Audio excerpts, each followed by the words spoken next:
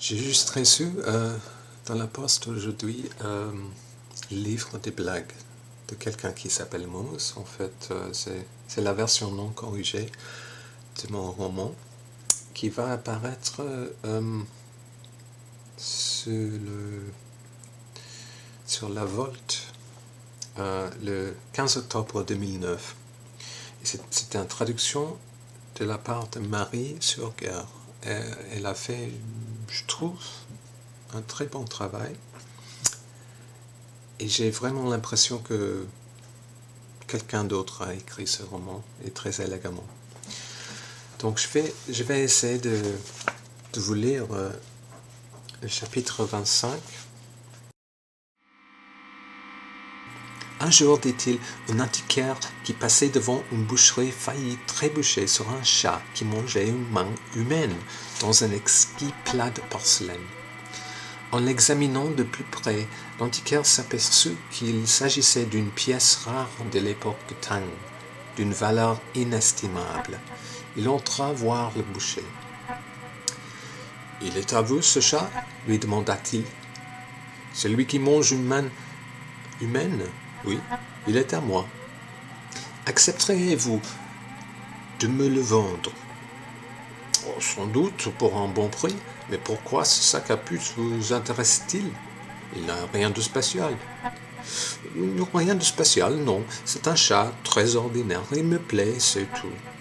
Il me rappelle un tigre que j'avais eu il y a longtemps et que j'aimais très fort. Un tigre qui est mort. Dans ce cas, dit le boucher avec un rire cruel, je double le prix.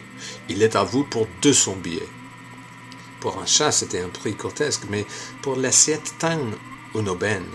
L'antiquaire accepta, sortit son portefeuille et tendit la somme convenue. Il ne vous compliquera pas la vie, dit le boucher en se léchant les doigts pour compter l'argent, à part sur un point, il est très, très difficile avec sa nourriture. Il ne mange que des mains humaines. Ah, je vois, dit l'antiquaire. Le régime alimentaire du chat était le cadet de ses soucis. The least of his concerns. Vous permettez que je prenne sa gamelle ? Il a l'air d'y être habitué.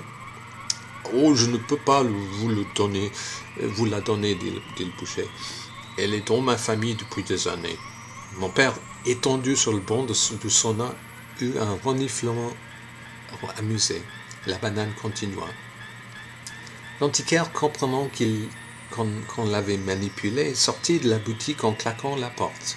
Le chat, néanmoins, reconnut son nouveau maître. Il saisit la main entre ses crocs et lui emboîta le pas. « Chut, chut !» répétait l'antiquaire. Mais le chat le suivait sagement, en vrai petit toutou, avec la main qui lui pendouillait de la gueule comme une vieille savate. L'antiquaire...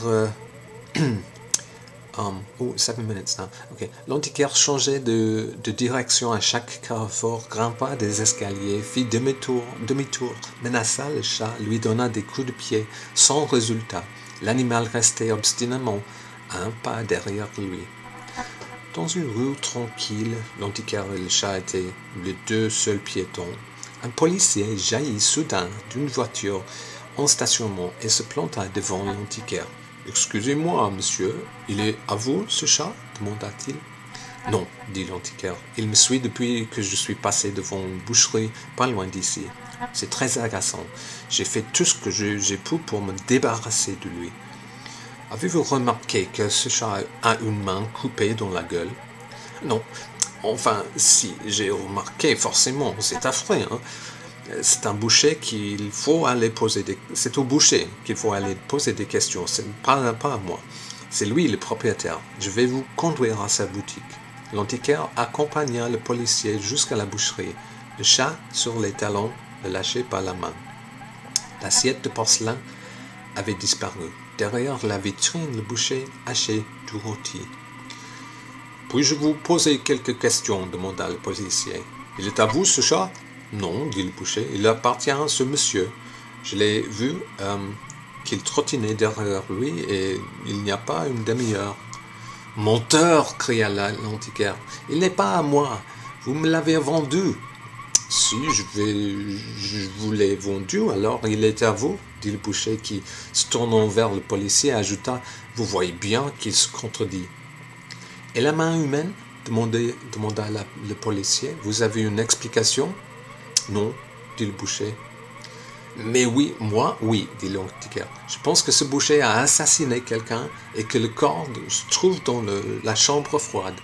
Allez la fouiller, monsieur l'agent. » « Très bien, dit le policier. Montrez-moi votre chambre froide. » Le boucher lui indiqua et suivit les deux hommes à l'intérieur en essuyant son hachoir sur son tablier. Quelques minutes plus tard, il en ressortit chargé de 4 mains humaines. Il en déposa 3 dans le réfrigérateur et jeta la dernière au chat. « Tu as vraiment des goûts de luxe, Minou. »